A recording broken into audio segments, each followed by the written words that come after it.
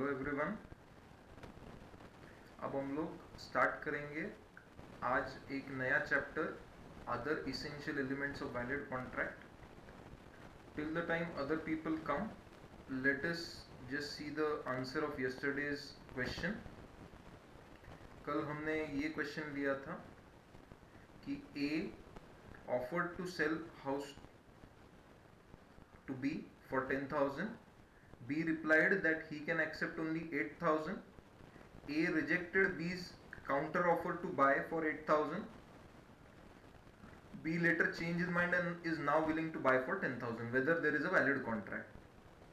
Facts of the case वगैरह लिखने के बाद में provisions क्या बोलते हैं? According to 2A, when one person signifies his willingness to another, ये offer का definition दिया. फिर इन्होंने क्या किया?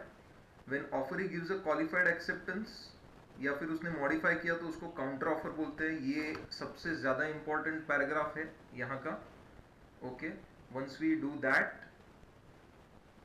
Then our answer will be complete. ये सबसे इंपॉर्टेंट पार्ट है इस पर्टिकुलर आंसर का. Original offer lapses on qualified acceptance, ये भी लाइन आना बहुत जरूरी है आंसर में.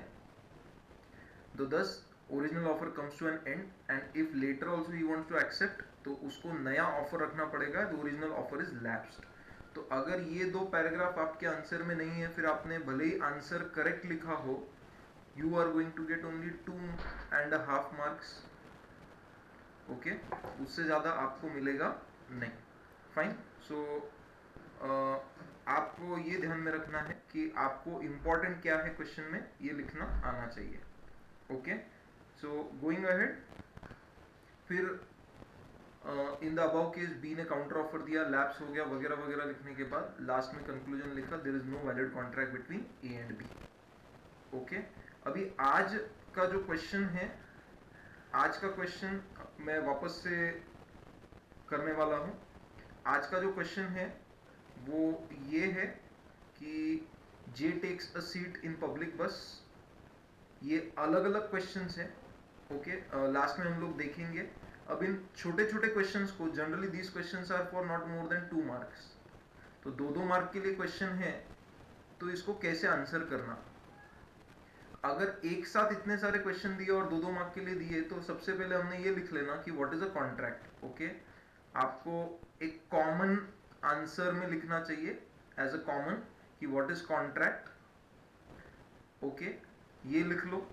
फिर उसके अंदर कॉन्ट्रैक्ट का इन्फोर्सिबल लॉ वगैरह वगैरह, and then start with first कि J takes a seat in public bus. तो is this of valid contract. तो फिर आपको लिखना है कि भाई J takes a seat in public bus, फिर इसको क्या बोलते हैं, this is a implied acceptance, offer is being given by the bus वगैरह वगैरह. So is this a valid contract. इस तरीके से आपको आंसर एक्सपेक्टेड है. ओके, सो आपको इसमें पहले कॉमन में लिख दो what is contract. Her answer में वापस से लिखने की जरूरत नहीं, एक बार लिख दिया. एंड फिर इंडिविजुअल इसमें व्हाट आर द प्रोविजंस आप लिख लो शॉर्ट में. अब 2 ही मार्क के लिए, तो ज्यादा से ज्यादा 5 लाइन बहुत है हर एक आंसर के लिए. बिकॉज ये 10 मार्क का क्वेश्चन है, तो 5-5 लाइन लिखेंगे तो भी 2-2.5 पेज में आंसर चला जाएगा आपका. Okay, so remember this thing and solve accordingly. We'll come back to this again in the last. Now let us start with the particular point what we are discussing now. Okay, so other essential elements of valid contract, ये हम लोग discuss कर रहे हैं. Okay, तो इसके अंदर सबसे पहले हमको ये डिस्कस करना है कि what is the capacity to contract. Okay, capacity to contract के बारे में हम लोग डिस्कस करेंगे.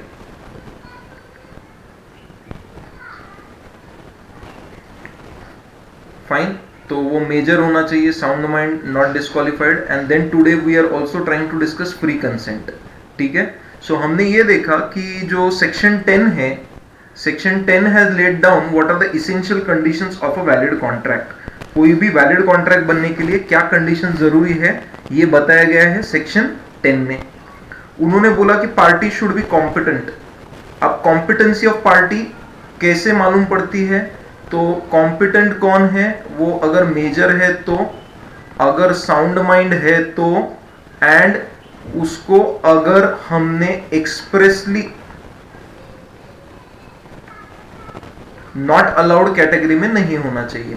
यानी कि क्या हो गया कि वो अगर मेजर है और साउंड माइंड है और ये कैटेगरी में नहीं बैठता, थर्ड कैटेगरी में, जिनको हमने डिसअलाउ किया है कॉन्ट्रैक्ट करने से, तो ऐसे लोगों को कॉन्ट्रैक्ट करना अलाउड है। ये 3 अगर आप एक साथ फुलफिल करते हो तो।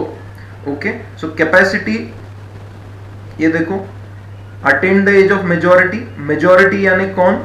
जिसका उम्र 18 प्लस है।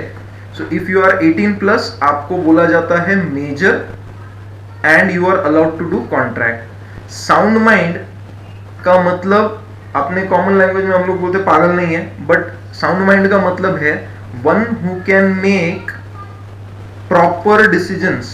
Okay, who can make proper decision. देखो, नॉर्मली हमको ये पता होता है कि हमारा किसमें अच्छा होगा, किसमें नुकसान होगा। So if I can make this kind of decision for myself, proper decisions, okay, so then I have a sound mind. अगर मैं खुद के proper decision नहीं ले सकता, तो then I don't have a sound mind. So this has got nothing to do with your mental capacity. आप कम mark लेते, ज्यादा मार्क लेते, क्या है क्या नहीं, उसको साउंड माइंड नहीं बोलते। Sound mind means I should be able to make my own decisions properly, कि ये चीज मैंने लेना चाहिए कि नहीं लेना चाहिए। जैसे फॉर एग्जाम्पल, लेट्स से कि something is available in market at 100, सब जन 100 में बेच रहे, मैं तुमको वो 500 में ऑफर कर रहा हूँ, सेम चीज, कोई चेंज नहीं है। मैंने आपको ये भी बोला कि ये मार्केट में 100 में मिल रहा है, मैं 500 में दे रहा हूँ, फिर भी तुम अगर मुझसे खरीदेंगे तो then you don't have a sound mind. Why? Because you are not making proper decisions. Okay, so ये ध्यान में रखना, प्रॉपर डिसीजन जो ले सकता है, that person has a sound mind. Now next is not disqualified. तो डिस्क्वालिफिकेशन में अलग अलग लोग आते हैं, वो हम लोग देखेंगे। अब सबसे पहले है हु इज अ माइनर, और माइनर का पोजीशन क्या है, ये सबसे इंपॉर्टेंट है इस चैप्टर में। इसके ऊपर आपको क्वेश्चंस भी बहुत सारे आते हैं। Okay, in the exam they may ask question on some typical points also, कि ये पॉइंट के ऊपर बताओ, वर्ड एब इनिशियो, या फिर minor can be a beneficiary, इस पे बताओ, या फिर पूरा माइनर पे भी एक क्वेश्चन पूछा जा सकता है। तो माइनर कौन है? जिसका 18 इयर्स ऑफ एज कंप्लीट नहीं हुआ, ऐसे आदमी को बोलते हैं। देखो, आपका 17 बर्थडे हो गया, 17 बर्थडे हो गया, तो आप 18 इयर्स शुरू हो गया। ओके, 18 इज ऑन, बट ये 18th ऑन को नहीं बोल रहे, ये 18th अगर कंप्लीट है आपका, तो आप मेजर हो। तब तक जब तक 18 कंप्लीट नहीं हो जाता, you are minor. Okay, so completing 18 months 18 years is compulsory.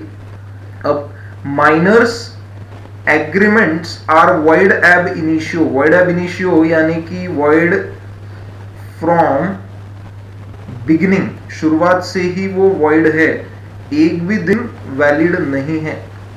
Okay, एक भी दिन वैलिड नहीं है। Okay, it is void from the very beginning. ये कहां पे बताया गया? It has been taken in the leading case of Mohori Bibee versus Dharmodas Ghosh. इस केस में क्या हुआ, ईयर आपको याद रखने की जरूरत नहीं है, लेकिन केस लॉ का नाम याद रखना पड़ेगा। माइनर के हर केस में ये काम में आने वाला है। ओके, सो क्या हो गया, एक माइनर ने कुछ पैसे बोरो किए, 20,000 रुपए, और कुछ सिक्योरिटी दिया। ओके, सामने वाले के फेवर में एक मॉर्गेज एग्जीक्यूट किया। मॉर्गेज एग्जीक्यूट करना यानी कि उसको लिख के देना, और अपनी प्रॉपर्टी वगैरह कुछ तो भी उसके नाम पे किया। थोड़े दिन बाद उसने पैसे देने से मना कर दिया, सामने वाले ने कोर्ट केस किया, तो then it was said that minor के कॉन्ट्रैक्ट void ab initio होते हैं, they are not valid, they are void from the beginning. इसीलिए तो रीपेमेंट माइनर को करने की जरूरत पड़ी नहीं। So minors contract are void ab initio, ये सबसे पहला पॉइंट है। They are void from the beginning. इसके पीछे लॉजिक ये है कि माइनर को खुद की समझ नहीं होती, ऐसा हम लोग समझते हैं लॉ के हिसाब से, कि माइनर को अपना खुद का समझ नहीं है, and that is why minor may make wrong decisions. इसीलिए माइनर के कॉन्ट्रैक्ट ही void ab initio कर दो, तो then minor will be safe. Next है no ratification after attaining majority. Ratification का मतलब हमने ये डिस्कस किया था कि माइनर ने, या टेक अ एग्जांपल, हम लोग बिजनेस कर रहे साथ में। ओके, करंट ईयर में हमने रेट डिसाइड किया 1 जनवरी को 100 रुपीज, ठीक है। अभी ये रेट फरवरी में एक्चुअली बढ़ गए 110 हो गए, लेकिन हमने ये डिसाइड किया कि अपन डिस्कस करेंगे कि रेट कितने बढ़ाना है। तब तक अपना यही चल रहा है कि 100 रुपए पे चलने दो। मार्च महीने में आके अपना डिसाइड हुआ कि रेट हम 105 करेंगे। ओके, रेट 105 कब से करेंगे हम लोग? रेट 105 करेंगे 1 जनवरी से, ठीक है। सो इसको हम लोग बोलते हैं रेटिफिकेशन। रेटिफिकेशन का मतलब कोई अगले डेट पे जाके, कोई अगले डेट, यानी कि यहां पे अगला डेट क्या था? मार्च में जाके हमने क्या बोला कि 1 जनवरी से इसको लागू करो। So that is known as ratification. अब how it is significance in case of minor is that minor ने क्या किया? माइनर ने लोन लिया। ओके, लेट्स अज्यूम कि माइनर एक्स ने वाई से लोन लिया। वाई से लोन लेने के बाद वाई को मालूम पड़ा रही ये तो माइनर है, अब अपने पैसे वसूल होते नहीं क्योंकि वॉइड अब इनिशियो है। बट उसको ये भी मालूम था कि अगले दिन ये 18 प्लस होने वाला है, मेजर बनने वाला है। तो वाई उसके बर्थडे पे पहुंच गया, उसको बोलता है बॉस तूने मेरे से लोन लिया था, आज तो 18 प्लस हो गया, मेरे को लिख के दे कि तूने मुझसे माइनॉरिटी में लोन लिया था और अब तू वो मेरा लोन मेजर बनने के बाद रीपे करेगा। सो मेजर बनने के बाद में एक कॉन्ट्रैक्ट किया जा रहा है कि माइनॉरिटी में लोन लिया गया था and I will pay. This is known as ratification. और माइनर के कॉन्ट्रैक्ट को आप रेटिफाई नहीं कर सकते, मतलब मेजर बनने के बाद उसको ये नहीं बोल सकते कि आप जो है वो माइनॉरिटी में जो आपने लोन लिया था वो अब हमको रीपे करो। माइनर को खुद को रीपे करना है तो कर सकता है, okay, but you can not force him कि नहीं मेरे को लिख के दो, और उसने लिख के भी दिया आपके दबाव में तो भी उसको भरने की जरूरत नहीं। ओके, क्वेश्चन एक आया है, जो प्रॉपर्टी मॉर्गेज की है वो वापस मिलती क्या माइनर को? ऑफ कोर्स यस, जो प्रॉपर्टी मॉर्गेज की है वो प्रॉपर्टी वापस मिल जाएगी। वैसे माइनर के नाम पे प्रॉपर्टी नहीं होनी चाहिए, but minor will get back the property. Okay, going ahead, minor can be a beneficiary, that is minor can take benefit out of a contract. कोई भी कॉन्ट्रैक्ट में अगर फायदा मिल रहा है तो माइनर वो बेनिफिट ले सकता है। Okay, minor can take benefits, मतलब अगर कहीं पे फायदा मिल रहा है तो माइनर पहले पहुंच जाएगा, लेकिन कहीं पे लाइबिलिटी है तो माइनर बोलेगा अपने को मालूम नहीं। सो ध्यान में रखो, माइनर को बेनिफिट दे सकते आप, but minor will not bear any losses, कोई भी लॉस बेयर करेगा नहीं। सब लोगों ने क्लास 12th में पढ़ा है कि minor can become a partner, but वो माइनर जो पार्टनर बनता है वो सिर्फ बेनिफिट्स के लिए बनता है, लॉसेस के लिए बनता नहीं। So as per partnership act आप उसको माइनर को बना सकते हो। सेकेंड, इसका और एक एग्जांपल लेते हैं। पेरेंट्स है, पेरेंट्स ने LIC पॉलिसी बनाई। Okay, they can make a LIC policy in the name of minor, या फिर पेरेंट्स ने FDR बनाया माइनर के नाम से। देखो आप लोगों ने सुना होगा सुकन्या समृद्धि योजना, सुकन्या समृद्धि। What is Sukanya Samriddhi? ये if you have a girl child तो आप उसके नाम से पैसे जमा कर सकते हो बैंक में 1.5 लाख हर साल, एंड व्हेन शी बिकम्स 18 उसको वो पूरे पैसे मिल जाएंगे। What is this? This is a benefit. तो minor can be a beneficiary. Okay, minor benefit claim कर सकता है। ओके, गोइंग अहेड, एक क्वेश्चन आया है, sir if a person is sound mind. ये जो क्वेश्चन पूछा गया है ये आगे आएगा, तो please wait for your doubts, थोड़ा सब्र रखिए। ओके, हम लोग आगे चलते हैं। तो दो minor is not competent to contract, he can make other party bound to the minor, तो वो अपने फेवर के लिए दूसरे पार्टी को बाउंड कर सकता है।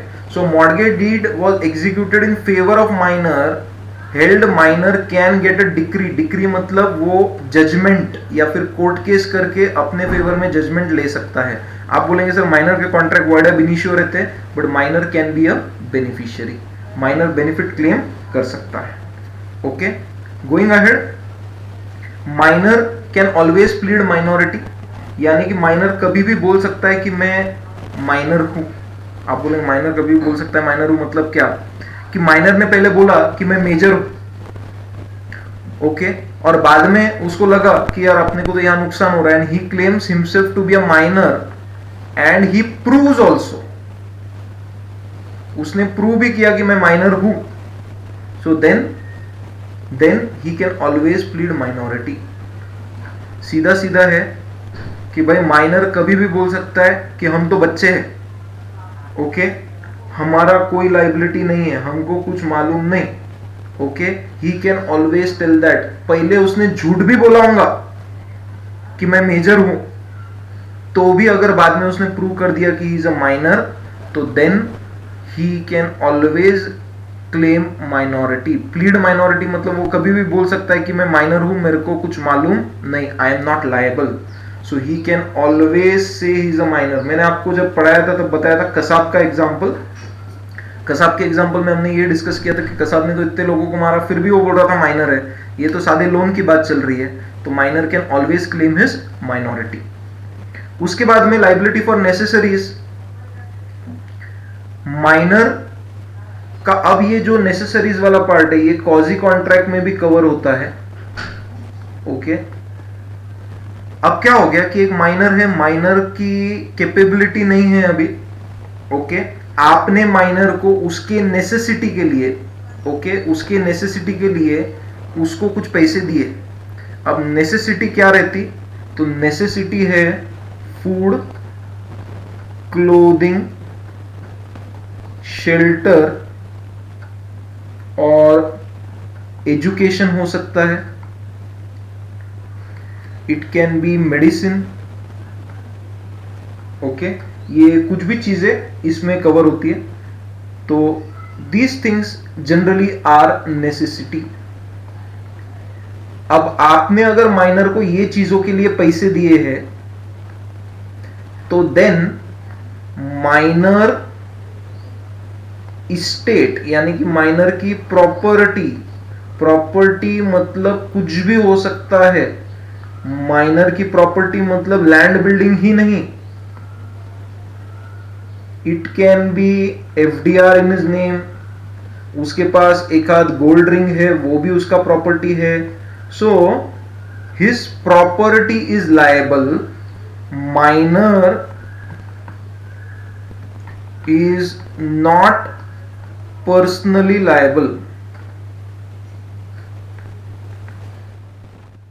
माइनर की पर्सनल लाइबिलिटी कभी नहीं रहती, ओके।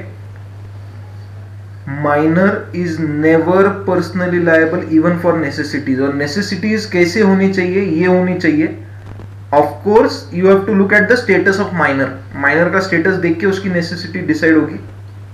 आपने जैसा माइनर रहा तो ये नेसेसिटी है, ओके, और कोई बहुत पैसे वाला माइनर है तो उसके लिए कार भी नेसेसिटी हो सकती है, even security can be a necessity. तो it depends on case to case. आप ये ध्यान में रखो कि अगर माइनर है और उसको नेसेसिटी सप्लाई किया जा रहा है, in that case minor will not be personally liable but his state will be liable. अब स्टेट से भी कितना रिकवर कर सकते हैं, लेट्स से नेसेसिटी का जो बिल हुआ वो हुआ 2 लाख, प्रॉपर्टी है 1 लाख, तो रिकवर कितना कर सकते हैं 1 लाख। प्रॉपर्टी 4 लाख की है तो 2 लाख पूरे रिकवर हो जाएंगे, ओके। सो आपको यह देखना है कि lower of the two will be recovered,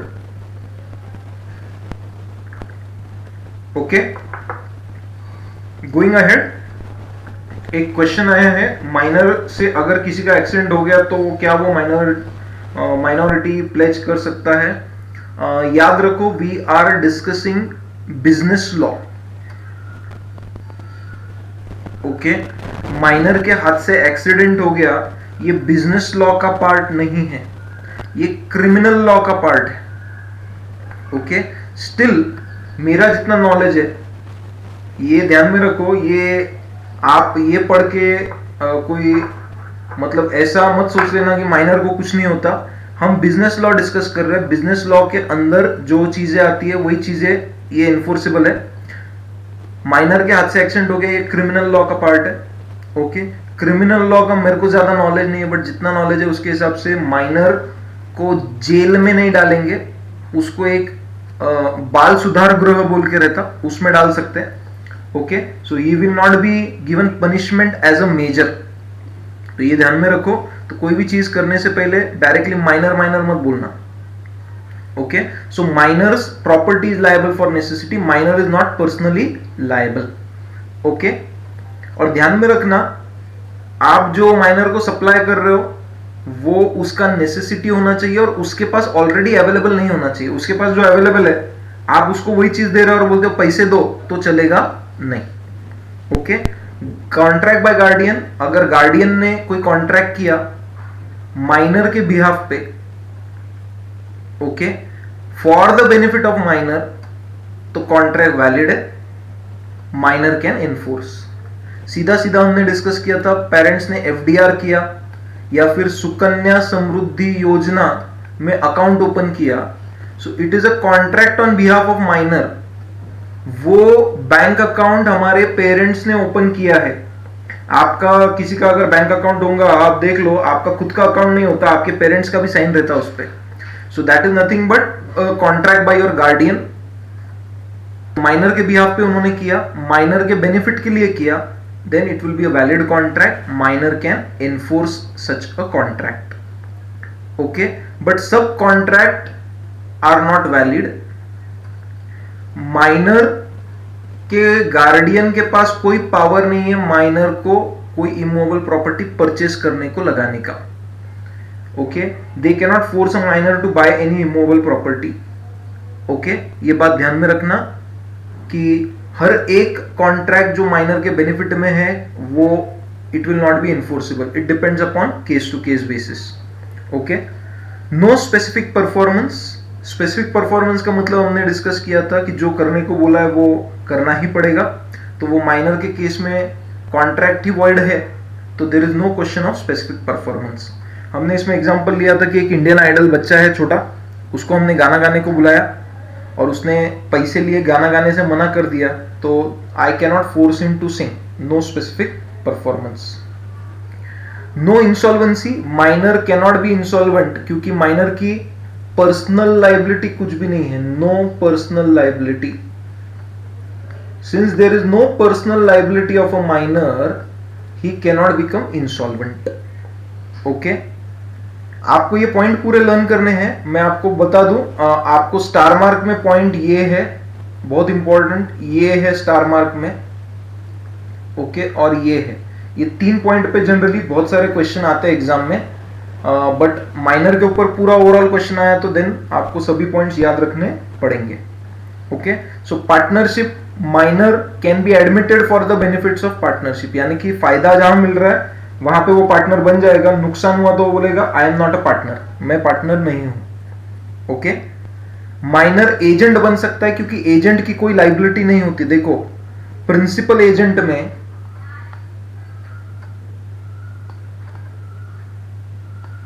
liability is always of a major, that is principal. Okay, so minor agent बन सकता है, प्रिंसिपल नहीं बन सकता, बिकॉज प्रिंसिपल की मेजर लाइबिलिटी रहती. ओके, सो एजेंट की कोई लाइबिलिटी नहीं रहती, मेन लाइबिलिटी रहती प्रिंसिपल की. सो माइनर एजेंट बन सकता है, प्रिंसिपल नहीं बन सकता. अब ध्यान से सुनना मैं क्या बोल रहा हूं. लेकिन अगर किसी ने सोचा चलो माइनर को प्रिंसिपल बनाते, अपन उसके एजेंट बन जाते, ऐसा किसी ने ख्याल किया, तो फिर उस केस में मेजर कौन है? एजेंट. तो फिर उसकी लाइबिलिटी बन जाएगी. तो सीधा सीधा हमने ये डिस्कस किया कि माइनर की कोई लाइबिलिटी नहीं है, so minor can become a agent. Minor can not bind parent और गार्डियन. ओके, तो माइनर अपने पेरेंट्स को बाइंड नहीं कर सकता by his act. Parents will be held liable only when the child is acting as an agent for parents. सीधा example ऐसा ले लो, तुमने कुछ भी गलत काम किया तो घर वाले बोल सकते हैं, मराठी में जो बोलते हैं हम लोग, आमचा ऐकतच नाही मुलगा. आमचा ऐकत नाही is minor can not bind the parents.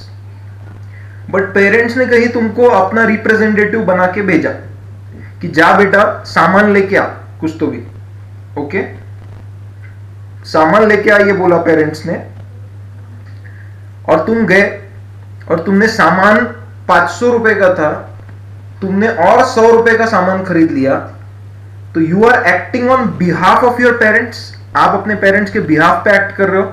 जो अपने बिहाफ पे एक्ट करता है उसको बोलते हैं एजेंट, ओके तो आप अपने पेरेंट्स के बिहाफ पे एक्ट कर रहे हो। अब आपके पेरेंट्स लायबल हैं, ओके सो हमने क्या बोला कि अगर पेरेंट्स ने आपको बोला है कि तू ये हमारे लिए कर या हमारे बिहाफ पे ये कर और आपने उसमें कुछ गड़बड़ की, तो your parents will be liable. But आपने खुद से कुछ तो भी किया तो parents will not be liable, okay so this is the meaning of principal and agent and minor cannot bind parents. हाँ वो उसके बिहाफ पे काम कर रहा है तो फिर parents are bound. Joint contract by minor and adult, वैसे तो ये वॉइड एब इनिशियो है, लेकिन फिर भी अगर किया तो minor is not liable. Who is liable? Major. ये आपको केस लॉ का नाम ध्यान रखने की जरूरत नहीं है, it is not important, okay तो ये हमको भी समझ में आता है। श्योरिटी फॉर अ माइनर, अगर माइनर ने लोन लिया और कोई उसका गारंटर बन गया, श्योरिटी का मतलब रहता गारंटर। गारंटर कौन रहता? जो ये गारंटी देता है भाई सामने वाले ने नहीं पे किया तो मैं पे करूंगा। तो अगर कोई गारंटर बन गया माइनर के लिए तो हु विल बी लायबल? जो गारंटर बन गया वो लायबल रहेगा, minor will not be liable. Minor की कोई लायबिलिटी रहती नहीं। वैसे नॉर्मली क्या होता है मालूम है कॉन्ट्रैक्ट में, जो लोन लेता है, okay one who takes loan is liable. Surety या गारंटर सेकेंड लायबिलिटी में आता है नॉर्मली, लेकिन माइनर के केस में माइनर ने लोन लिया, इज माइनर लायबल? नो। तो प्राइमरी किसकी लायबिलिटी बन गई? श्योरिटी की। इसलिए ध्यान में रखना कि माइनर का गारंटर बनना नहीं। Can minor become a share holder? Minor can not be a share holder, okay minor share holder नहीं बन सकता। बट अगर माइनर गलती से मेंबर बन चुका है कंपनी का, ओके तो कंपनी वो ट्रांजैक्शन कैंसिल करके उसका नाम रजिस्टर में से निकाल सकती है और उसको उसके पैसे रिफंड कर देने पड़ेंगे, ठीक है। लेकिन अब ध्यान से सुनो, पेरेंट्स के नाम पे शेयर है एंड पेरेंट्स हैव डाइड, वो पूरे शेयर्स माइनर के नाम पे आ गए। Is this possible? Yes. So minor खुद से खरीद नहीं सकता, बट उसके नाम पे शेयर ट्रांसफर जरूर हो सकते हैं। So I hope I am very clear कि माइनर खुद के नाम से शेयर्स नहीं खरीद सकता, but a lawful guardian can transfer और transmission fully paid share. Fully paid share इसलिए, हमने शेयर्स का चैप्टर ऑलरेडी पढ़ा है, फुल्ली पेड अप शेयर पे कोई लायबिलिटी रहती क्या? नहीं, नो लायबिलिटी। इसीलिए माइनर को ऐसे शेयर ट्रांसफर हो सकते हैं, ओके। क्वेश्चन एक है, sir if minor is a possession on huge property and he has donated a part of it to any NGO with his full consent, is this acceptable? Yes, no problem, minor can donate, okay minor को donation में कोई problem नहीं है, fine. तो minor खुद से share खरीद सकता है क्या? नहीं, बट कोई उसको ट्रांसफर कर सकता है, बिल्कुल कर सकता है। लाइबिलिटी फॉर टॉर्ट, टॉर्ट मतलब सिविल रॉन्ग, यानी कि वो जो एक्सीडेंट वाला केस है वो ये यहां पे आ गया कि minor will be liable for tort, okay minor is liable for tort until unless tort is a breach of contract. अगर ब्रीच ऑफ कॉन्ट्रैक्ट है तो फिर तो कॉन्ट्रैक्ट ही नहीं कर सकता, इसलिए नॉट लायबल। बट अगर कोई नॉर्मल टॉर्ट है, ओके नॉर्मल टॉर्ट मतलब क्या कि तुमने किसी का एक्सीडेंट कर दिया, तुमको किसी ने कुछ दिया था, तुमने वो घुमा दिया, तो then you will be liable, okay. someone is saying explain sixth point again. I have already explained this in great detail, okay मैंने ये बोला कि माइनर को अगर कोई बेनिफिट मिल रहा है तो minor can take the benefit, minor benefit में हिस्सा ले सकता है। जहां फायदा हो रहा है माइनर सबसे आगे पहुंच जाएगा, okay so I will not get more into that. Sir transfer हो गया तो भी उसके शेयर्स कंपनी ले सकती क्या? नहीं, नो। अगर शेयर्स ट्रांसफर हो गए माइनर को, ओके पेरेंट से, तो कंपनी ले नहीं सकती। वो नए शेयर्स उसको नहीं मिलेंगे, लेकिन पुराने शेयर्स कंपनी नहीं लेगी उससे। Okay, going ahead, person of sound mind. Okay, so normally sound mind मतलब कौन, जो रैशनल जजमेंट ले सकता है, प्रॉपर जो खुद के डिसीजन ले सकता है, उसको हम लोग बोलते हैं person of sound mind.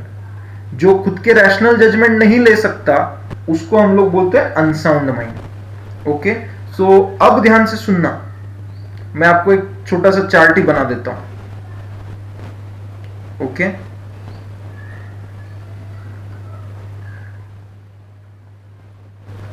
Let's say आप साउंड माइंड है आपका। Okay, your mind is sound, आपका दिमाग ठीक है। रेगुलरली कभी कभी यू आर अनसाउंड, तो क्या आप कॉन्ट्रैक्ट कर सकते हो? यस, जब आप साउंड हो तब आप कॉन्ट्रैक्ट कर सकते हैं, जब अनसाउंड हो कॉन्ट्रैक्ट नहीं कर सकते। ठीक है, अब ये प्रूव कौन करेगा कि आप साउंड थे कि नहीं थे? तो आप रेगुलरली साउंड रहते कि नहीं? आप रेगुलर पागल है क्या? नहीं। तो आपको अगर कॉन्ट्रैक्ट कैंसिल करना है, देखो कंटिन्यू करना है, तो कोई भी कुछ बोलेगा ही नहीं, ना तुम कुछ बोलेंगे ना वो कुछ बोलेगा सामने वाला। ध्यान से सुनो मैं क्या बोल रहा हूं। ओके, एक्स ने वाई के साथ कॉन्ट्रैक्ट किया, एक्स रेगुलरली साउंड माइंड वाला है, कभी तो भी अनसाउंड है। अब अगर दोनों को कॉन्ट्रैक्ट कंटिन्यू करना है तो कोई भी कुछ बोलेगा नहीं। But let say X wants to cancel the contract, why तो कॉन्ट्रैक्ट कैंसिल कर ही नहीं सकता। एक्स को अगर कॉन्ट्रैक्ट कैंसिल करना है तो ही हैज टू प्रूव कि सर जब मैंने कॉन्ट्रैक्ट किया तब मैं अनसाउंड था। ओके, मैं साउंड नहीं था। अब वो प्रूव कैसे करेगा, वो लॉ में अपना काम नहीं है। आपको ये ध्यान में रखना है कि आपको इस लॉ में यही बताया गया है कि आपको प्रूव करना पड़ेगा दैट यू वर अनसाउंड जब कॉन्ट्रैक्ट हुआ तब। ओके, अब दूसरा, लेट से यू आर रेगुलरली अनसाउंड, आप रेगुलरली पागल हो, एक्स कभी तो भी साउंड है, कभी कभी साउंड। तो जब वो साउंड है तब कॉन्ट्रैक्ट कर सकता है, बाकी टाइम कॉन्ट्रैक्ट नहीं कर सकता। ओके, सो आई होप ये जो जिसने भी क्वेश्चन किया था पहले कि sir sound mind temporary period के लिए है और कॉन्ट्रैक्ट किया तो देन इट इज वैलिड और वॉइड। जब आप साउंड हो तो कॉन्ट्रैक्ट इज वैलिड, जब आप अनसाउंड हो कॉन्ट्रैक्ट इज वॉइड। तो आपने कब कॉन्ट्रैक्ट किया ये आपको देखना पड़ेगा। अब इसके अंदर एक पॉइंट ध्यान से सुनना। अब इस केस में एक्स तो रेगुलरली पागल है, तो अब वाई की जिम्मेदारी है कि कॉन्ट्रैक्ट अगर कंटिन्यू करना है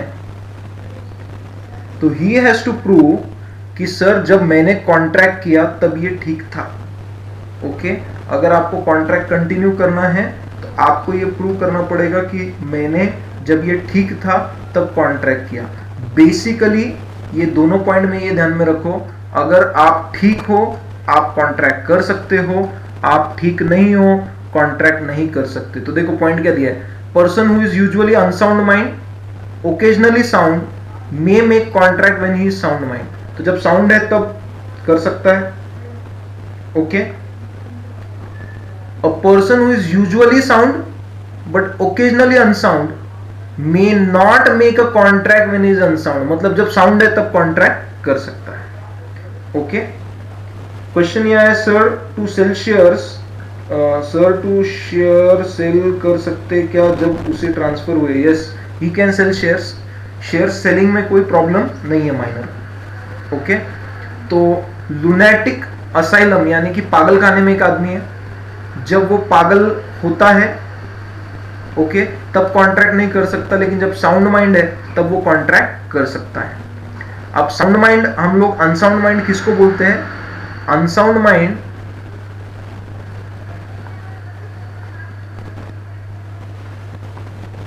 एक तो जो रेगुलरली हम जिसको पागल बोलते हैं, who is a mental patient, वो ड्रंकर्ड ड्रंकर्ड मतलब जिसने बहुत शराब पी रखी है। थर्ड, जो बहुत डिजीज्ड पर्सन है, क्रोनिकली डिसीज्ड, ओके, जैसे कि बहुत दिन से बीमार है, फीवर है या फिर कुछ ऐसा मेंटल रिलेटेड बीमारी है, हाई फीवर, नॉर्मल फीवर नहीं, वेरी हाई फीवर, तो then such kind of people are told as unsound mind, because वो जजमेंट नहीं कर सकते। ओके, तो ये हमने देखा। डिस्क्वालिफाइड कौन है? डिस्क्वालिफाइड में हमने देखा था, ओके, फॉरेन सॉवरेन्स एंड एम्बेसडर, क्योंकि इनको पॉलिटिकल इम्यूनिटी रहती। क्या रहता? Political immunity. पॉलिटिकल इम्यूनिटी मतलब आप चाह के भी इनके ऊपर कोर्ट केस नहीं कर सकते, क्योंकि इनके देश का कानून और अपने देश का कानून जो साइन किया गया है, असाइलम मतलब पागल खाना, तो पॉलिटिकल इम्यूनिटी होने की वजह से, इम्यूनिटी मतलब उनके ऊपर कोर्ट केस नहीं कर सकते, इस वजह से फॉरेन सॉवरेन्स एंड एम्बेसडर को क्या बोला कॉन्ट्रैक्ट एक्ट ने, इनके साथ कॉन्ट्रैक्ट ही मत करो। तो कल अगर इन्होंने आपसे कुछ कॉन्ट्रैक्ट ऑनर नहीं किया तो आपको कोई टेंशन नहीं, ओके। तो इनको क्या बोला? कॉन्ट्रैक्ट ही मत करो ये लोगों से। एलियन एनिमी हमने डिस्कस किया ऑलरेडी। एलियन एनिमी मतलब जो देश के साथ अपना वॉर चल रहा है उसको एलियन एनिमी बोलते हैं, वो देश के आदमी को। कॉर्पोरेशन मतलब कंपनीज। कॉन्विक्ट्स यानी कि जो जेल में है, जिनके ऊपर प्रूव हो चुका है गुनाह, ओके। जेल में दो टाइप के लोग रहते हैं, जिनका गुनाह प्रूव हो गया और जिनका गुनाह प्रूव नहीं हुआ। ये जिनका गुनाह प्रूव हो गया है ऐसे लोग हैं। और इंसॉल्वेंट, इंसॉल्वेंट यानी कि जिसका बिजनेस सेंस बराबर नहीं है, वो इंसॉल्वेंट बन जाता है when liabilities are more than assets and court ने डिक्लेयर किया है। तो कोर्ट डिक्लेयर्ड इंसॉल्वेंट। ऐसा नहीं कि तुम्हारी देने की इच्छा नहीं है और तुमने बोल दिया मैं इंसॉल्वेंट हूं, ऐसे इंसॉल्वेंट की बात नहीं चल रही। कोर्ट ने डिक्लेयर किया हुआ इंसॉल्वेंट चाहिए, नहीं तो ऐसे तो हर कोई आके बोलेगा मेरे पास पैसे नहीं आए, इंसॉल्वेंट, मैं नहीं देता, जाओ। तो ऐसा चलेगा नहीं, okay. Now consent is not free when it is caused by. Consent कब फ्री नहीं होता? अब हम लोग दूसरे पार्ट पे, when it is caused by coercion, undue influence, fraud, misrepresentation and mistake. ये 5 केसेस में अगर है तो the contract is not free. Consent, consent free होना चाहिए, ये सेक्शन 10 ने हमको बोला है, ओके। सेक्शन 10 ने बोला है कंसेंट फ्री होना चाहिए तो आपका कॉन्ट्रैक्ट वैलिड है। अगर कंसेंट फ्री नहीं है तो आपका कॉन्ट्रैक्ट वैलिड नहीं है। और ये 5 में से एक भी बीमारी आपके कंसेंट को लग गई तो आपका कंसेंट फ्री नहीं है। तो ये 5 बीमारी से अपने को अपने कंसेंट को बचाना है। कौन सी 5 बीमारी? Coercion, undue influence, fraud, misrepresentation and mistake. वैसे ये 4 केस में कॉन्ट्रैक्ट इज वॉइडेबल और मिस्टेक के केस में कॉन्ट्रैक्ट इज वॉइड। तो ध्यान में रखना, 5 केसेस में कॉन्ट्रैक्ट वॉइडेबल नहीं है, 4 केस में वॉइडेबल है, 1 केस में वॉइड है। एक क्वेश्चन आया मेरे पास, सर कॉर्पोरेशंस के साथ क्यों नहीं कर सकते? देखो, कॉर्पोरेशंस मतलब कंपनीज होते हैं, okay. When they are writing corporations, अब थोड़ा ध्यान में लो, कंपनीज का एक मेमोरेंडम ऑफ एसोसिएशन होता है, MOA जिसको बोलते हैं, ओके। MOA में कंपनी को पावर्स दिए जाते हैं। ये पावर के बाहर, अबाउ, कोई भी कंपनी कॉन्ट्रैक्ट नहीं कर सकती। इसके पावर के अंदर, within the power they can do contract, outside power they can not do contract. तो वो जहां पे कॉर्पोरेशन लिखा है वहां पे they are trying to refer to the companies जिनके पास पावर नहीं है, okay, fine. So they are not trying to refer to all companies, power नहीं है। जैसे एक लेट्स से कंस्ट्रक्शन कंपनी है, कंस्ट्रक्शन कंपनी कंस्ट्रक्शन रिलेटेड कुछ भी कॉन्ट्रैक्ट कर सकती है, लेकिन अगर उनको नया कुछ कंपनी चालू करना है, जैसे रेलवे के बिजनेस में उतरना है, तो ये कंपनी डायरेक्टली वो कॉन्ट्रैक्ट नहीं कर सकती, इसके MOA में पावर नहीं है। तो MOA को आपको अमेंड करना पड़ेगा and then you can take that power, okay. Going ahead, हम लोग इस पे थे, कंसेंट इज नॉट फ्री। तो कंसेंट फ्री कब नहीं है? ये 4 केसेस, सॉरी 5 केसेस है तो कंसेंट फ्री नहीं है। ये 5 छोड़ के है तो the consent is free. 4 case में कॉन्ट्रैक्ट वॉइडेबल है, ये केस में कॉन्ट्रैक्ट वॉइड है। तो let us see when to consent किसको बोलते हैं? Two or more persons are said to consent when they agree upon same thing in the same sense. Same thing in the same sense का मतलब है एक ही चीज पे और एक ही तरीके से एग्री होना। ओके, कल क्लास 7 बजे है। अभी कल क्लास 7 बजे, तो तुमने ये समझा कि भाई कल क्लास है 7 बजे है। सर यानी कि मैं सवेरे 6 बजे उठता हूं तो मैं सोचता हूं कि 7 AM। क्लास के बच्चे 9 बजे उठते तो वो सोचते 7 PM। We have understood the same thing? No, हमने सेम सेंस में समझा। सेंस क्या है कि भाई कल क्लास है, पर सेम थिंग समझा क्या? नहीं, मैं समझ रहा हूं AM, तुम समझ रहे PM। Okay, so it is not known as same thing in the same sense. Okay, तो same thing in the same sense ये पूरे contract whole content of agreement के लिए समझना चाहिए। अगर आप नहीं समझते तो इसको बोलते हैं मिस्टेक, और मिस्टेक से कॉन्ट्रैक्ट बन जाता है वॉइड। ओके, सो ध्यान में रखना कि आप same thing in the same sense, इसको हम लोग लैटिन लैंग्वेज में बोलते हैं consensus ad idem. Consensus ad idem means meeting of minds, same thing in the same sense. Okay, now going ahead, ये ad idem देखो वर्ड है। coercion का मतलब देख लेते हैं हम लोग। तो मेरे को अब इसमें ज्यादा बताने की जरूरत नहीं, we have discussed it in great detail, थोड़ा शॉर्ट में ही लेंगे। coercion is committing or threatening to commit, यानी कि करना या फिर धमकी देना। ये कमिटिंग यानी कि करना, थ्रेटनिंग टू कमिट यानी कि धमकी देना। क्या? Any act forbidden by Indian penal code, IPC की धारा 302 के तहत, वो जो हम लोग बोलते हैं फांसी की सजा, वो है ये। तो आईपीसी में बहुत सारी चीजें आपको करने को मना की है, जैसे कि मारामारी करना, चोरी करना वगैरह वगैरह। ओके,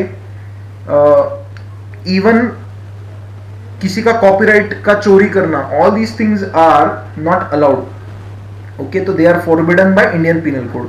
तो आप क्या कर रहे हो? इंडियन पिनल कोड ने जो करने से मना किया है वो आप कर रहे हो, नहीं तो धमकी दे रहे हो। जैसे मैंने तुमको बोला कि मैं तुमको मारूंगा, इज अ धमकी। मैंने तुमको मारा इज कमिटिंग। ओके, या फिर अनलॉफुल डिटेनिंग और थ्रेटनिंग टू डिटेन।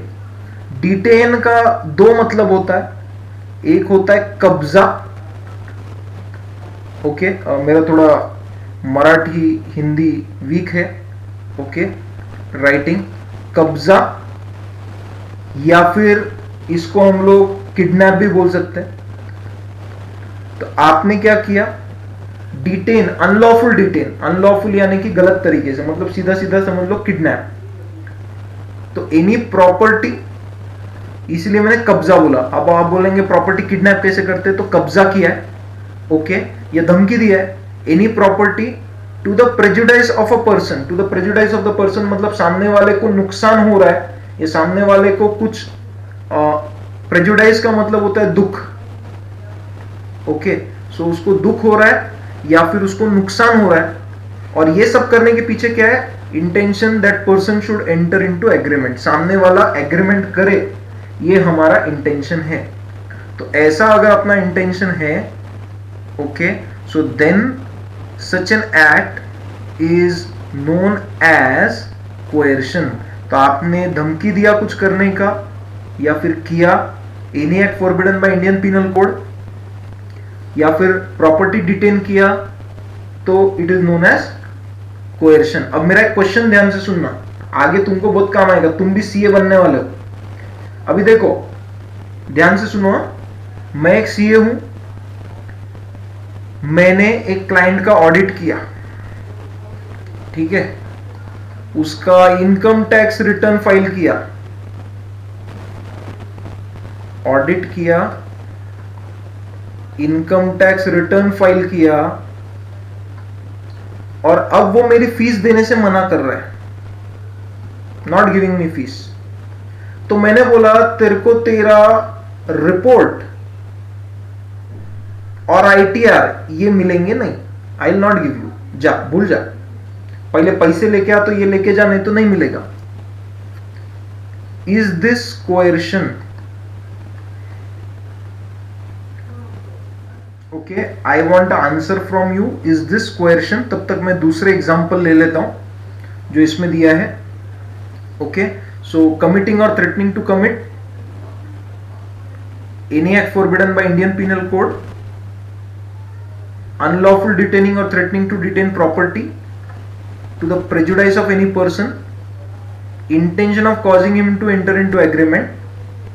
अब it is immaterial whether IPC is in force or not. जहां पे ये coercion employ किया गया है वहां पे IPC है कि नहीं है, इससे कोई लेना देना नहीं। देखो सब CA बनने वाले तो हर कोई नो ही बोल रहा है, गुड, बट आप सीए बनने वाले अच्छी बात है, अपने प्रोफेशन के लिए सोच रहे हो ये भी अच्छी बात है, बट इट इज अ कोएर्शन। ये कोएर्शन क्यों है? क्योंकि ये जो सब चीजें हैं ये आदमी की प्रॉपर्टी है। तो प्रॉपर्टी हम लोग जो समझते हैं सिर्फ लैंड एंड बिल्डिंग प्रॉपर्टी समझते हैं, but even audit report and income tax return is a property. So ध्यान में रखना, property means anything which is valuable. मैंने मेरे फीस रिकवर करने के लिए किया, अब तुम बोलेंगे फिर सर फीस कैसे रिकवर करने का? फीस रिकवर कोर्ट केस करके करना पड़ेगा। फिर सर आप कैसे करते हैं? वो हमारा फीस का फंडा है, why should I tell you? चलो एक बात बोल देता हूं, टेक एडवांस चेक, एडवांस में चेक ले लो आगे के डेट का, और उसका काम खत्म, अपने बैंक में चेक डिपॉजिट करो और अपन अपने घर को, वो उसके घर को। Okay, so let us come back. Coercion से क्या हो जाता है? कोएर्शन से कॉन्ट्रैक्ट वॉइडेबल। ओके, वॉइडेबल किसके ऑप्शन पे? जिसको डराया गया है उसके ऑप्शन पे। He may cancel, he may continue. So contract is voidable at the option whose consent was obtained. जिसको डरा धमका के कंसेंट लिया गया है वो आदमी के कंसेंट पे voidable रहता। ओके, आप कॉन्ट्रैक्ट कैंसिल कर सकते हो, ओके, और उससे डैमेजेस भी ले सकते हो। You can cancel the contract and claim damages. Okay, लेकिन अगर आपको कुछ बेनिफिट मिला है तो आपको उसको रिटर्न करना पड़ेगा, रिस्टोर करना पड़ेगा। यानी कि मैंने उस दिन आपको एग्जांपल दिया था, मैंने तुम्हारे सिर पे, मैंने नहीं, किसी ने तुम्हारे सिर पे गन रख के आपकी एक प्रॉपर्टी 1 करोड़ की है, वो आपसे 70 लाख में रिकवर की, 70 लाख में गन रख के कोएर्शन से ये की। आपने कॉन्ट्रैक्ट कैंसिल किया तो आपको आपकी लैंड तो वापस मिल जाएगी, लेकिन ये 70 लाख रिटर्न करने पड़ेंगे। सर फिर वो उसने हमको ये इतना गन वगैरह रखा, उसका क्या? उसका आप डैमेजेस क्लेम करो कोर्ट में जाके, लेकिन ये रिटर्न करना पड़ेगा। ऐसा नहीं लैंड भी मेरा और पैसे भी मेरे, दोनों, ऐसा चलता नहीं। But if he is not completing his obligation, why would you be compelled to complete your obligation? देखो, मेरा obligation था उसका ऑडिट करके देना, उसके पेपर्स मेरे पास पड़े हैं, these are his property, his books of accounts जिसमें ये सब आता है is his property, उसका प्रॉपर्टी है ये। I cannot detain, ओके, सो मेरे को उसको रिटर्न करना ही पड़ेगा। अभी इसमें एक एग्जांपल ऐसा दिया है कि एक आदमी ने बोला कि मैं सुसाइड कर लूंगा, तुम ये बॉन्ड पेपर साइन करो। So threat to commit suicide is coercion. Undue influence, undue influence के अंदर यहां पे देखो, यहां पे फिजिकल प्रेशर यूज हो रहा था, यहां पे मतलब कोएर्शन में। अब यहां पे मॉरल प्रेशर यूज होने वाला, मॉरल मतलब मेंटल। ओके, सो यहां पे ध्यान रखना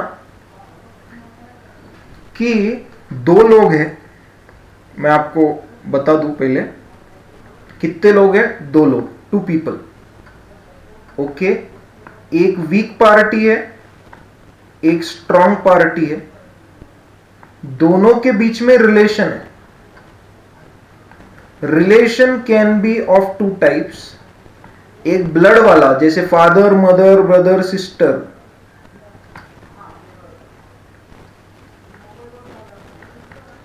और एक है फिड्यूशरी। फिड्यूशरी यानी ट्रस्ट का रिलेशन, जो कि होता है CA, advocate, doctor, friends etcetera, ये रिलेशन है। ओके, तो एक वीक पार्टी एक स्ट्रॉन्ग पार्टी है, दोनों के बीच में रिलेशन है, आइदर ब्लड या फिर फिड्यूशरी।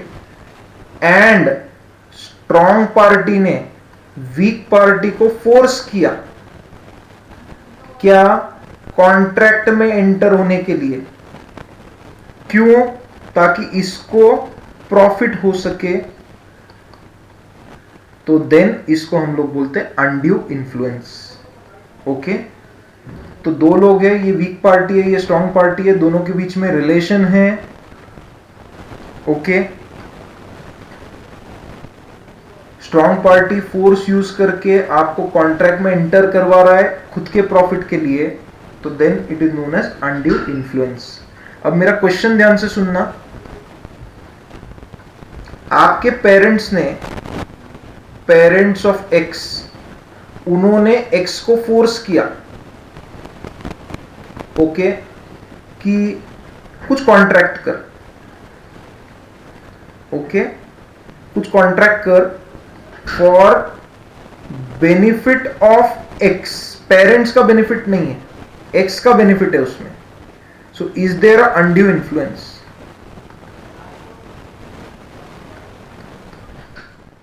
ओके, जब तक आप इस क्वेश्चन का आंसर देते हैं तब तक मैं आगे चलता हूं। So is there undue influence, ये पूछा गया है। अब देखो डेफिनेशन में क्या बोला, a contract is said to be induced by undue influence where relations subsisting between the parties are such that one of the parties is in a position to dominate the will of other। एक party दूसरे को dominate कर रहा है and uses position to obtain unfair advantage. Unfair advantage यानी कि दूसरे को लॉस और अपने को प्रॉफिट हो, ऐसा आप कर रहे हो। ओके, अब डोमिनेट द विल कब बोला जाएगा, इसके ऊपर जब क्वेश्चन आता है तो यही पूछते हैं कि व्हेन डू यू से डोमिनेट द विल। तो रियल और अपेरेंट अथॉरिटी, यानी कि मेरा तुम्हारे ऊपर कोई अथॉरिटी, अथॉरिटी यानी कि दबाव।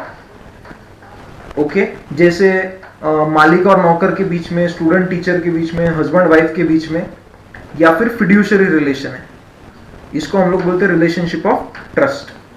तो अगर ऐसा है ये दोनों में से कुछ भी, तो उसको हम लोग बोलते हैं अनड्यू इन्फ्लुएंस। ओके, और कॉन्ट्रैक्ट ये तीसरा है, जिसका मेंटल कैपेसिटी टेम्पररली या permanently affected by the reason of age, illness और मेंटल और बॉडी डिस्ट्रेस। तो बेचारे का दिमागी संतुलन ठीक नहीं है, ऐसे आदमी को आपने परेशान किया तो भी उसको अनड्यू इन्फ्लुएंस बोलते हैं। ओके, अब यहां पे देखो, जो एग्जाम्पल अब मैं पढ़ने जा रहा हूं और जो मैंने एग्जाम्पल लिया वो दो अलग एग्जाम्पल है। ए ने क्या किया, अपने बच्चे को पैसे एडवांस किए।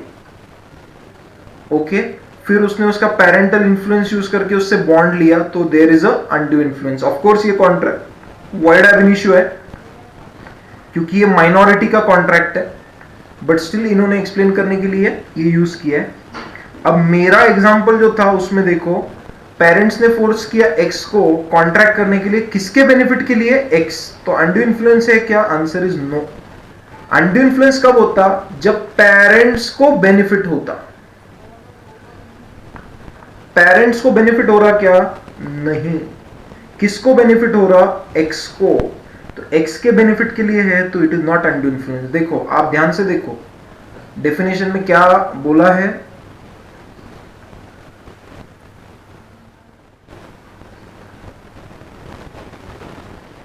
One of the parties in a position to dominate the will of other and uses position to obtain unfair advantage. Parents ने आपके ऊपर unfair advantage लिया क्या? नहीं, पेरेंट्स को कोई एडवांटेज नहीं है, in fact they are suffering a loss, तो दैट इज वाई वहां पे अंडू इन्फ्लुएंस नहीं था जो मेरा एग्जांपल था. Okay, going ahead. एक आदमी है इनफीबल्ड बाय डिजीज, मतलब वो बेचारा परेशान है बीमारी से, और बी ने अंडू इन्फ्लुएंस यूज करके, जो कि मेडिकल अटेंडेंट था, उससे अनरीजनेबल पैसे लिए फॉर प्रोफेशनल सर्विस. यानी कि एक आदमी है, बूढ़ा है बेचारा, तबीयत ठीक नहीं रहती, उसका जो मेडिकल अटेंडेंट यानी कि नर्स ने क्या किया, 100 रुपए लेने चाहिए तो 1 लाख रुपए ले लिए पर डे. अब ये आदमी बहुत पैसे वाला था, इसलिए कोई प्रॉब्लम नहीं था. तो यहाँ पे अंडू इन्फ्लुएंस है क्या? अंडू इन्फ्लुएंस है. क्यों? क्योंकि ये थर्ड कैटेगरी में बैठता है कि भाई जिसका दिमाग की हालत ठीक नहीं है, ऐसे आदमी को आप अगर अंडू इन्फ्लुएंस करेंगे, सो वो है. नेक्स्ट इज मनी लेंडर ने अपने गांव के लोगों को फ्रेश लोन दिया और उनसे अनकंसाइसेबल टर्म्स, यानी कि नॉर्मली जो लोग नहीं करेंगे ऐसे कुछ टर्म्स, जैसे rate of interest 6% per month, यानी कि 72% पर एनम.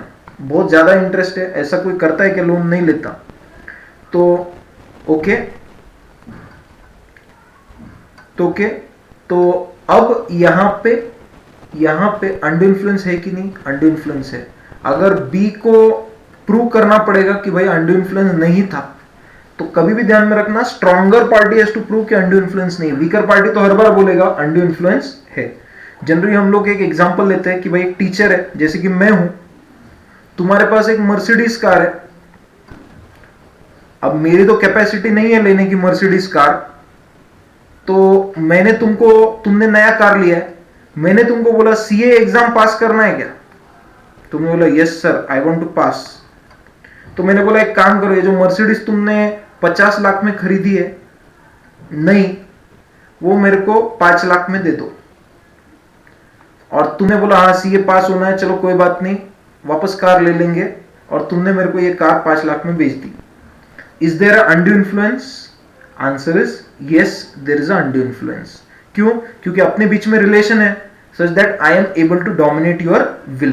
तो ये क्वेश्चन एग्जाम में आया था कि भाई टीचर ने बच्चे को डोमिनेट किया और उससे कार लिया.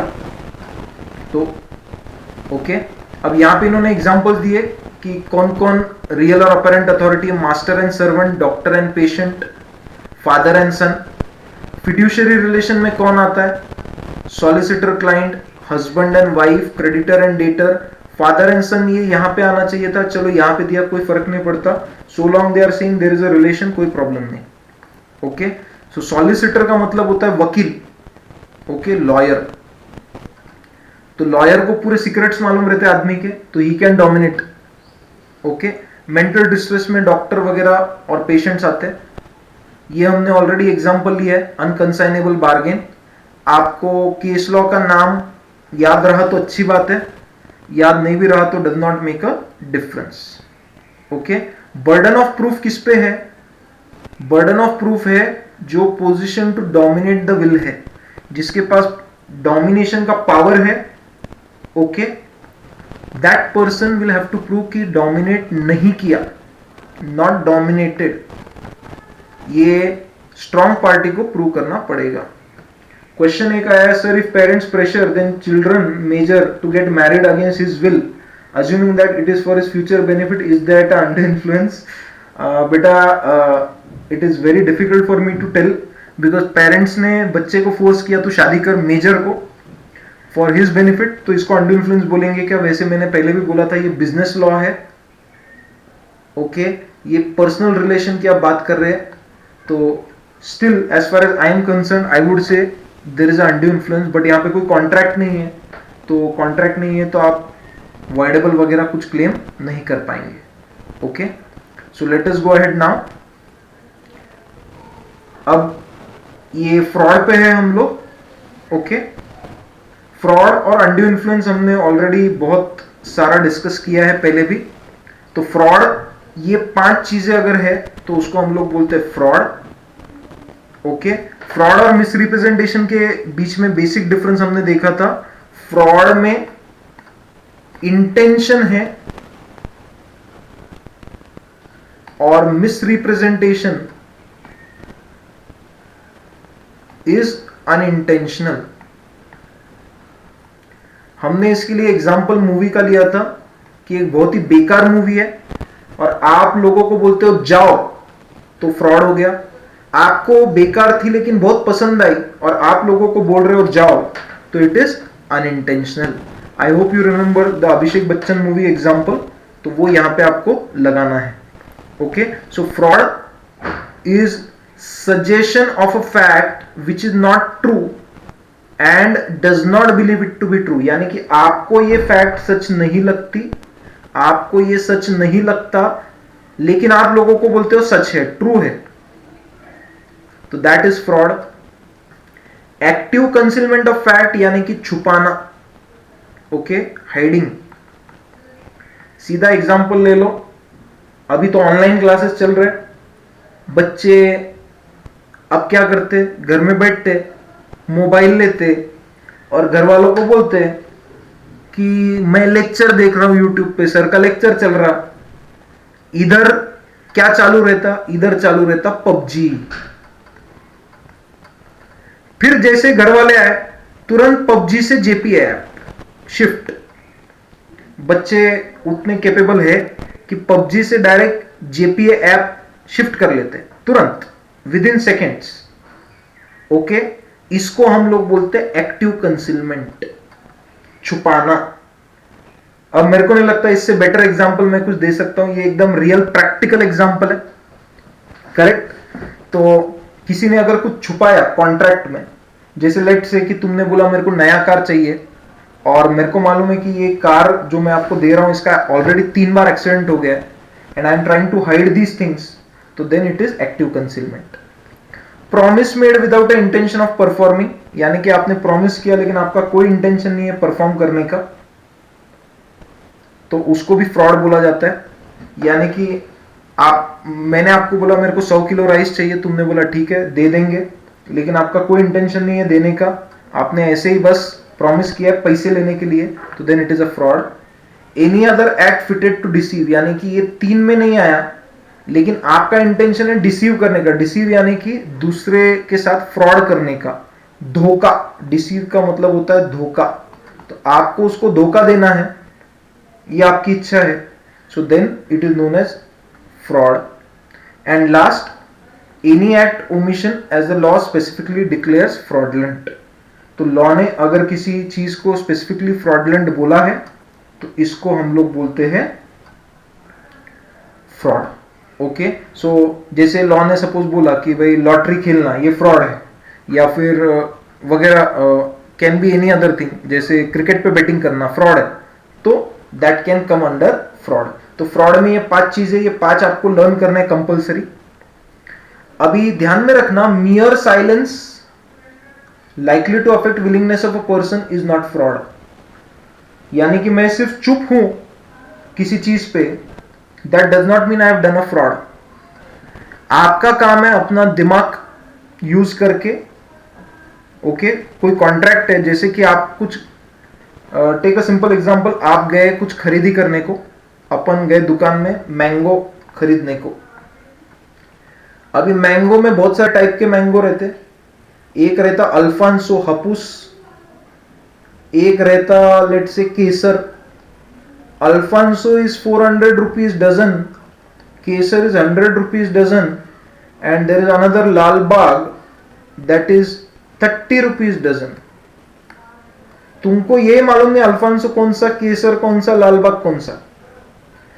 तुम गए, तुमने लाल बाग को अल्फांसो समझ के उठा लिया और उसको बोला 300 रुपए में दे। बोलता क्या बेवकूफ आदमी है, 300 रुपए में 1 किलो ले रहा है। उसने भी दे दिया 300 रुपए किलो। Is this a fraud? Answer is no. As a seller वो अपने प्रोडक्ट में क्या डिफेक्ट है ये बताएगा नहीं, वो आपका काम है let the buyer be aware, इसको हम लोग बोलते हैं कैविएट एम्प्टर, कि बायर का काम है अपने लिए क्या सही सूटेबल है ये देखना।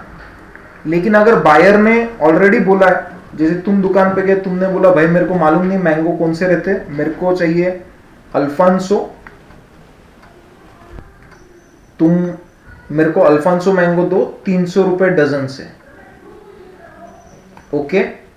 और फिर उसने अगर आपको ये लाल बाग दिया तो then it is fraud, okay. So आप उसके ऊपर भरोसा कर रहे हो और उसको बोलते हो कि मेरे को मालूम नहीं तू बता, एंड फिर उसने गलत चीज दिया तो देन इट इज फ्रॉड।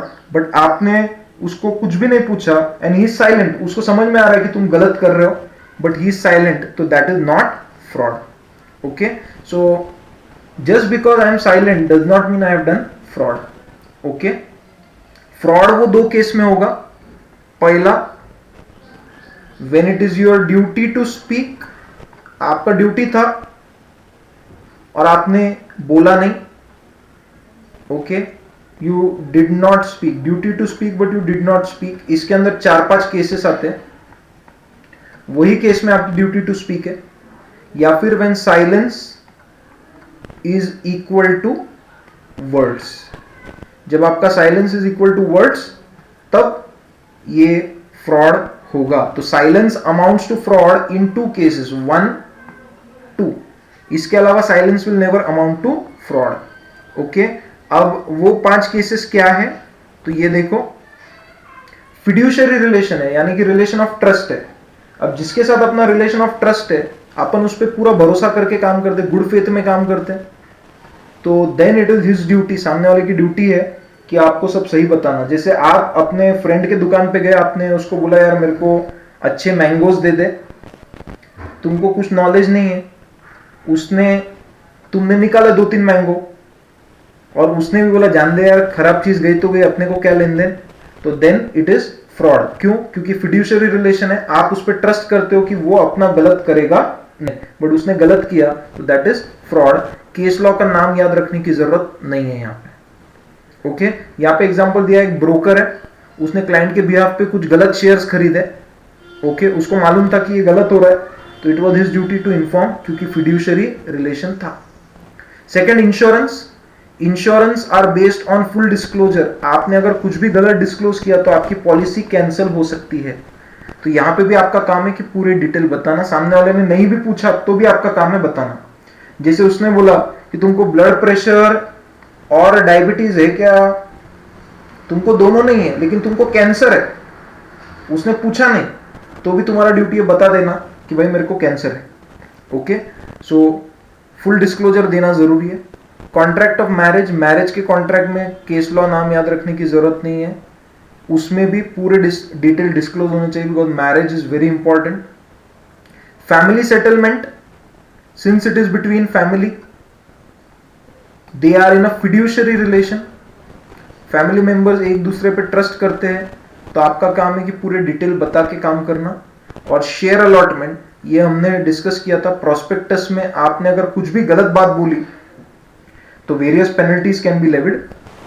तो ये शेयर अलॉटमेंट के भी केस में आपको साइलेंट नहीं रहना है, पूरी डिटेल्स बताना है, भले पूछी या नहीं पूछी, because when people are investing money based on your commitment, तो it is your duty to tell, okay. And when silence is equivalent to speech, तब भी ये फ्रॉड होता है, okay. Silence equivalent to speech के लिए हम लोग एग्जांपल लेते हैं कि ए ने बी को बोला if you don't deny it I shall assume the horse is sound, यानी कि ए ने बी को बोला कि भाई तू चुप रहा तो मैं ये समझ लूंगा कि घोड़ा सही है, और घोड़ा खराब है ये तुमको मालूम है, बट तुम चुप हो, that is your mistake, you should tell कि भाई ये नहीं, घोड़ा ठीक नहीं है, ओके। बिकॉज ए ने बी को क्या बोला, if you don't deny it, मतलब तुम साइलेंट हो तो मैं समझ लूंगा घोड़ा सही है, और ए ने कुछ नहीं बोला, here is silence amounts to speech. तो इन सब केसेस में कॉन्ट्रैक्ट इज वॉइडेबल, ओके, क्योंकि फ्रॉड है। Because contracts when it is your duty to speak they are based on uber me fide, that is utmost good faith. Okay अब 2-3 cases हम लोग ले लेते हैं जहां पे फ्रॉड सामने वाला क्लेम नहीं कर सकता. ओके हमने अभी ये देखा कि when does silence amount to fraud. ये एक बहुत इंपॉर्टेंट क्वेश्चन है एग्जाम पॉइंट ऑफ व्यू.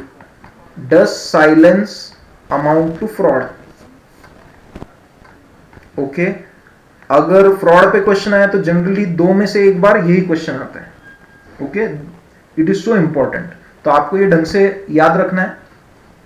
अब व्हेन कैन यू से कि फ्रॉड नहीं है, मतलब फ्रॉड होते हुए भी सामने वाला कॉन्ट्रैक्ट कैंसिल कब नहीं कर सकता.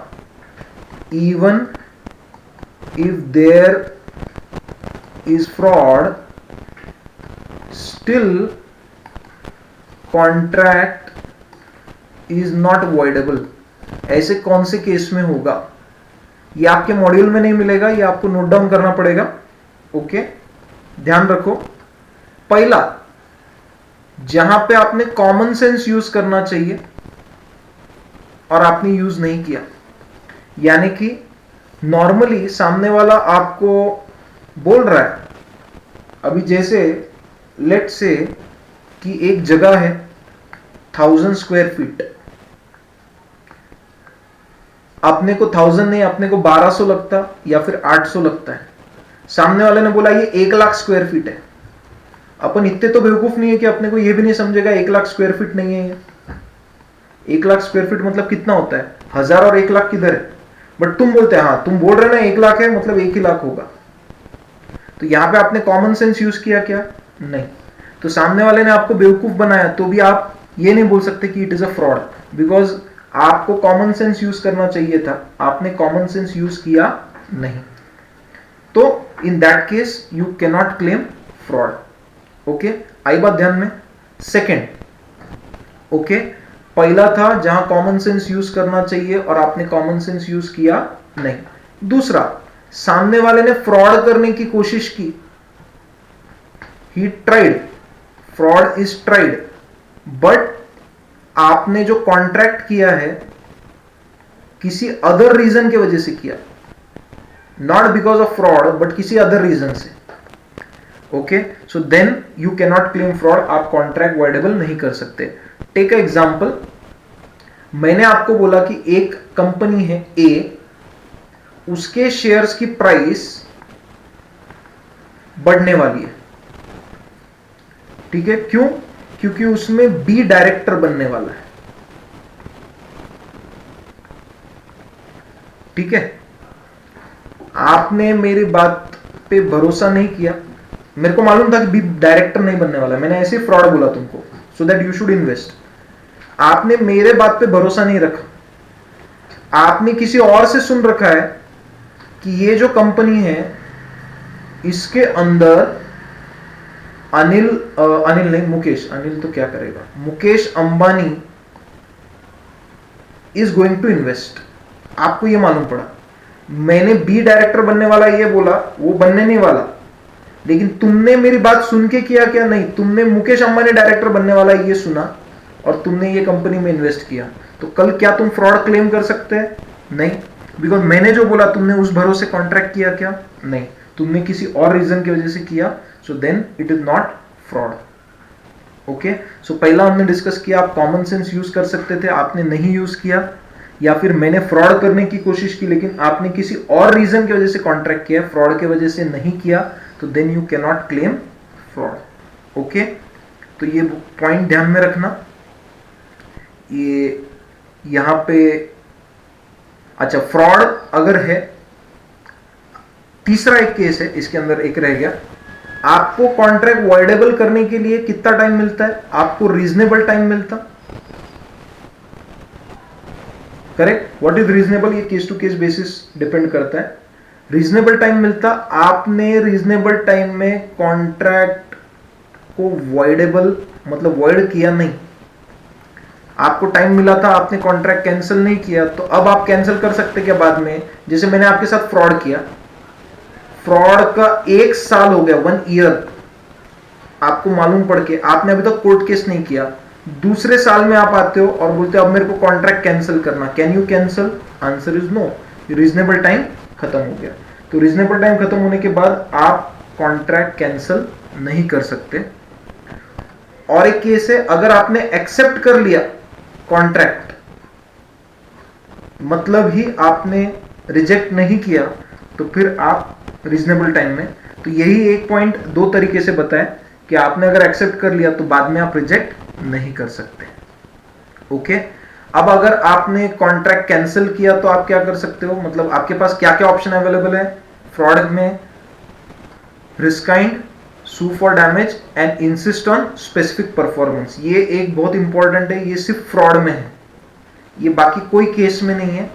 तो ये स्टार मार्क ध्यान में रखना कि इंसिस्ट ऑन स्पेसिफिक परफॉर्मेंस, यानी कि भाई आपको ये करना ही पड़ेगा, आपने जो प्रॉमिस किया था उसके वजह से मैंने ये कॉन्ट्रैक्ट किया, तो अब मेरे को ये करके चाहिए। I want to be in the position which you will put me, अगर फ्रॉड नहीं होता तो। ओके, सो आप उसको बोल सकते, जैसे मैंने तुमको बोला कि सर ये जो जगह है ये 1000 स्क्वायर फीट है, जबकि जगह सिर्फ 900 स्क्वायर फीट है।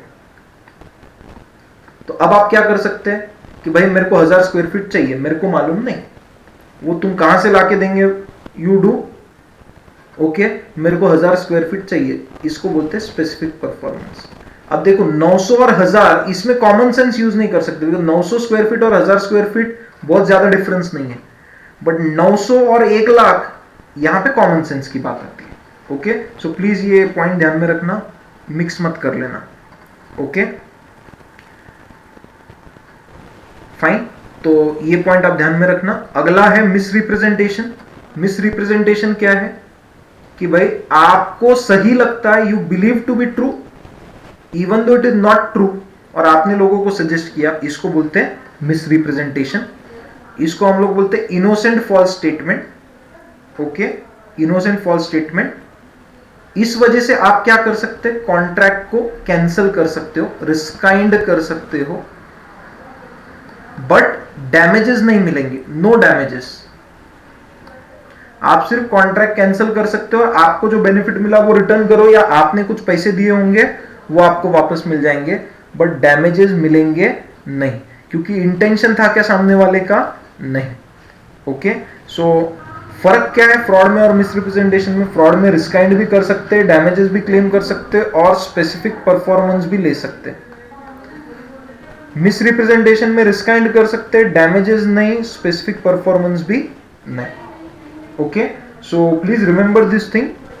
अभी मेरे हिसाब से ये हमने ऑलरेडी काफी कवर किया है। आपका काम क्या है घर पे आज, ये कोएर्शन, अनडू इन्फ्लुएंस का पढ़ना और फ्रॉड और मिसरिप्रेजेंटेशन का डिस्टिंग्विश पढ़ना।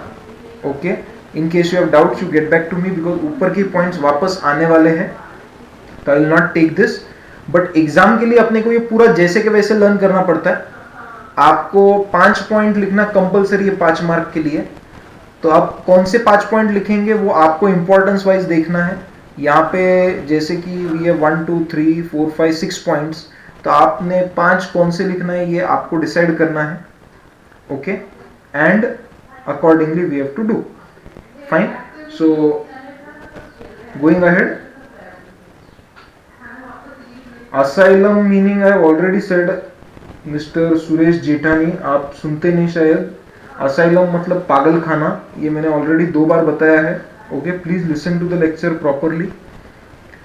सो will stop here for now. आज का क्वेश्चन देख लो। आज का क्वेश्चन ये है, ओके, आपको इसके ऊपर केस लॉ के आंसर लिखना है।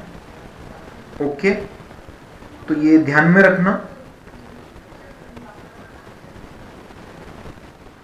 Fine, in the mean time अगर किसी को कोई डाउट है तो यू कैन आस्क। और ये दूसरा क्वेश्चन है, explain the rules regarding communication and revocation of offer and acceptance. Okay, पहला वो प्रैक्टिकल केस और दूसरा ये केस है। Okay, explain the rules regarding communication and revocation of offer and acceptance.